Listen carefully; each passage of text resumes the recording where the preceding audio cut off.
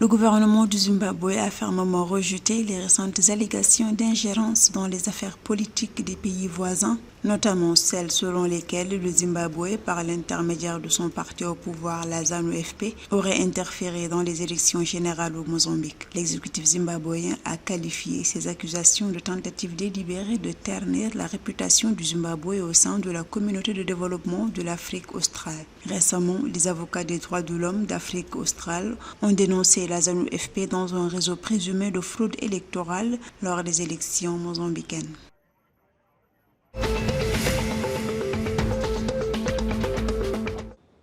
Au Botswana, Lucara Diamond a annoncé une révision à la baisse de ses prévisions de revenus pour l'année 2024. L'entreprise canadienne prévoit désormais des recettes entre 160 et 180 millions de dollars contre une estimation initiale de 220 à 250 millions de dollars. Cette révision intervient dans un contexte de baisse des prix des diamants, une tendance qui affecte non seulement Lucara, mais également d'autres acteurs majeurs du secteur minier au Botswana comme Debswana, qui enregistre une chute de 52% de ses revenus cette année.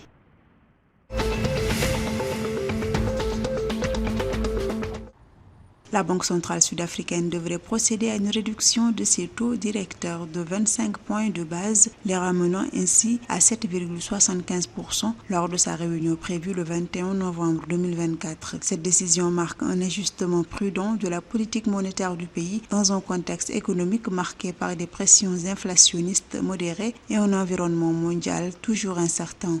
En septembre 2024, l'inflation était tombée à 4,5% en Afrique du Sud. Son taux devrait atteindre en moyenne 4,2% en 2025 avant de s'accélérer à 4,5% en 2026.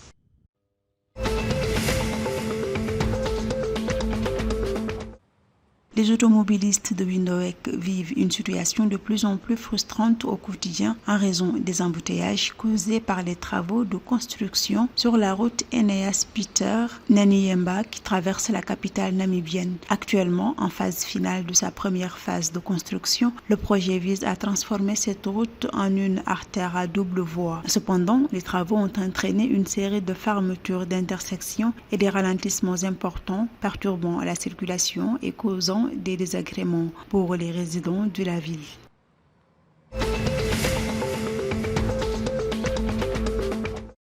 Le comité du statut et des transferts des joueurs de l'association zambienne de football a récemment rendu une décision importante dans l'affaire qui oppose le Trident FC aux anciens entraîneurs de l'équipe Albert Kashinga et Joseph Muzonda. Selon la décision rendue par le comité, le Trident FC a été jugé coupable d'avoir résilié de manière unilatérale les contrats des deux entraîneurs sans raison valable. En conséquence, le club a été sommé de leur verser une indemnité équivalente à la valeur totale des contrats de travail des deux anciens techniciens.